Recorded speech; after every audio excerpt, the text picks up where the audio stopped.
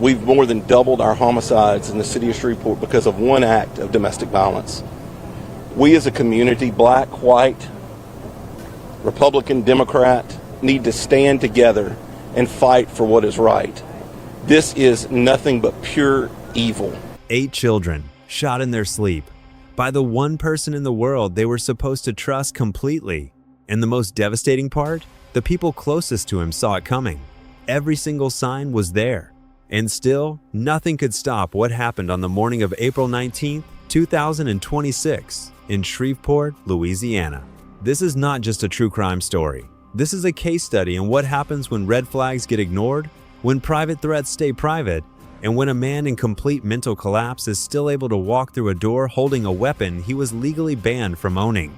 If you are new here, hit subscribe right now, because this channel covers cases exactly like this one, the ones where the details matter, where the warning signs are buried in plain sight, and where the real story goes so much deeper than the headlines. Drop a comment and tell me, did you hear about this case when it first broke?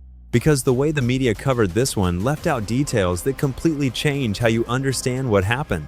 Let's go back, not to the morning of the shooting, not to the chase. Let's go back further to a man that, on paper, looked like he was holding it all together.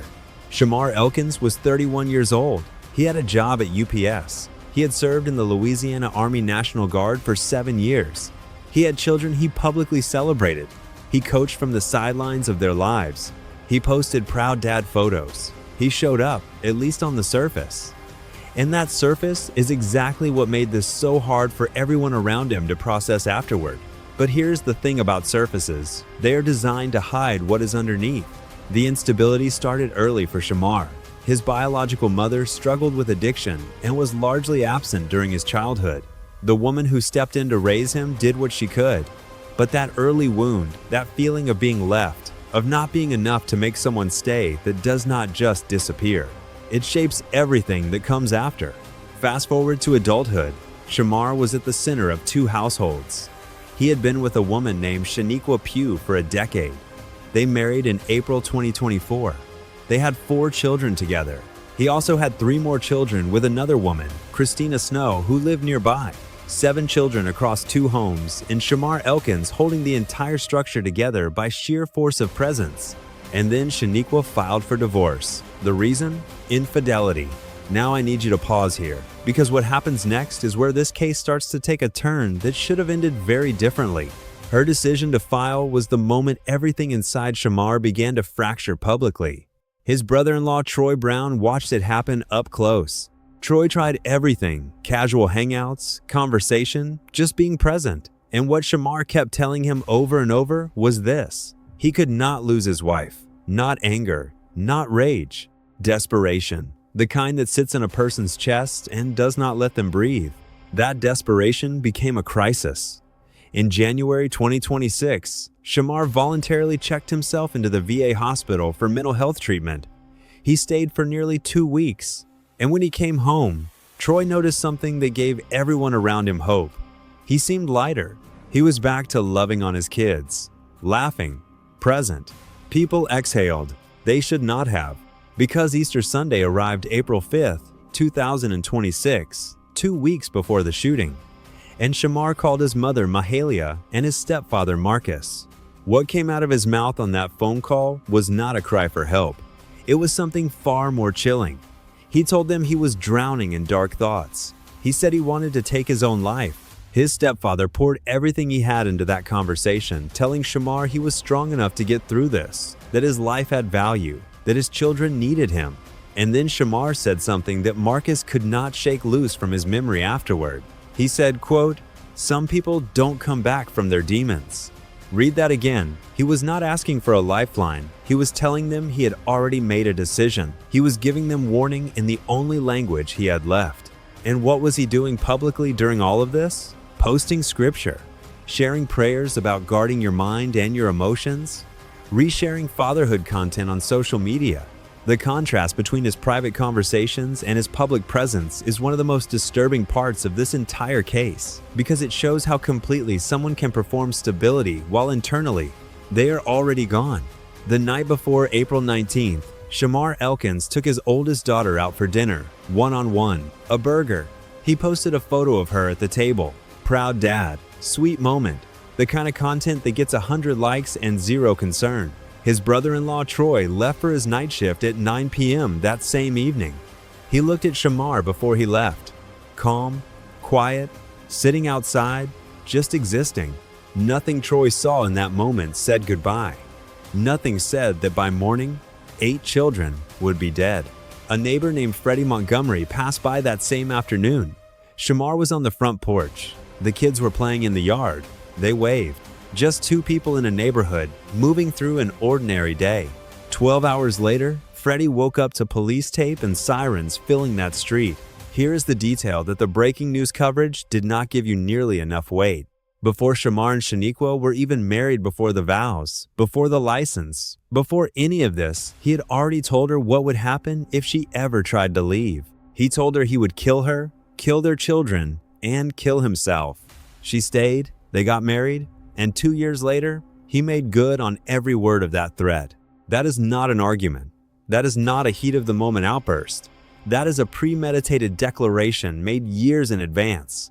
And it was made in private, where no protection order could be filed, where no officer could document it, where no system could intervene.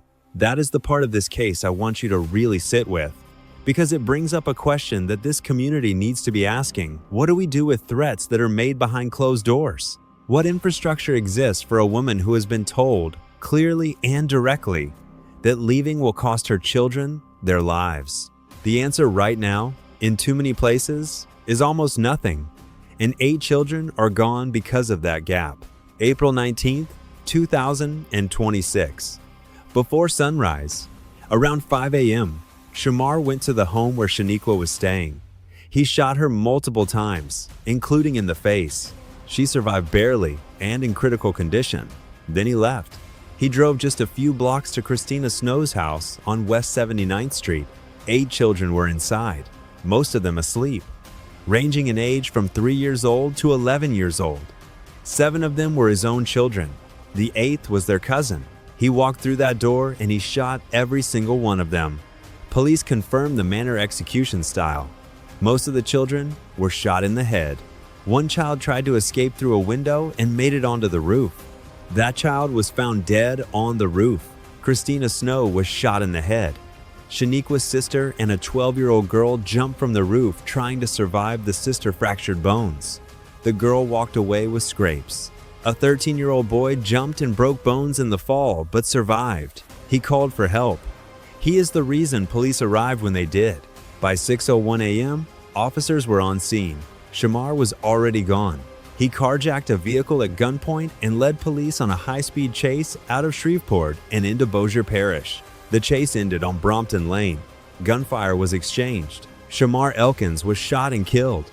Investigators were still working to confirm whether it was police, gunfire, or his own that ended it. In a single morning, across 4 crime scenes, 10 people shot, 8 children dead, 2 women in critical condition. The deadliest mass shooting in the United States in over 2 years. Now, the weapon. This detail has to be discussed because it is one of the most important threads in this entire case. Shamarr Elkins had a prior felony conviction, illegal use of a firearm, 2019. Under federal law, that conviction made it illegal for him to own or possess any firearm. And yet, he had a rifle-style pistol when police confronted him. He had weapons inside that house where those children slept. So the question, the urgent, necessary, unavoidable question is how? How did a prohibited person acquire those weapons? Who sold them? Who transferred them? Was it a private sale? A straw purchase? A stolen weapon? Because that answer matters, not just for this case, but for every case like it that has already happened and every one that is coming. 8 children paid with their lives for a background check that did not happen, or a system that was bypassed entirely. And then there is this layer of this story that cuts in a completely different direction. Shaniqua and her sister Kosha, both women who were shot that morning, had lost their own mother to gun violence when they were children. Under the age of 10, they grew up already knowing what it felt like to have a morning shattered by gunshots, to have the world rearranged in an instant by violence. And decades later, it came back. Not for strangers, not in a different zip code, for the same family, the same women, the same kind of morning. That is not a statistic, that is a cycle, and cycles this brutal do not end on their own.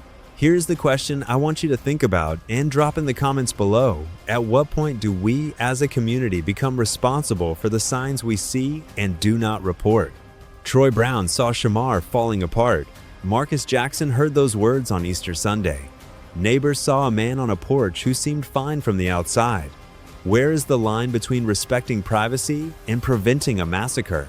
Because in this case, that line cost 8 children their lives.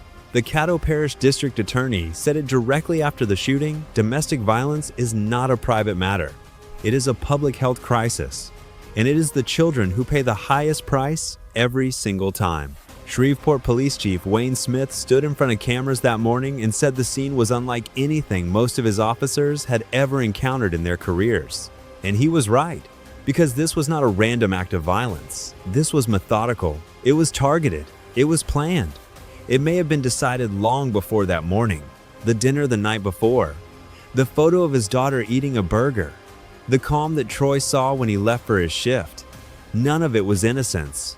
Looking back, it reads like a farewell, like a man who had already decided, who spent his last evening constructing the memory he wanted people to have of him as a father right before he destroyed everything those children ever were. And that is the detail that does not let go. Because those children were not afraid of him. They were asleep.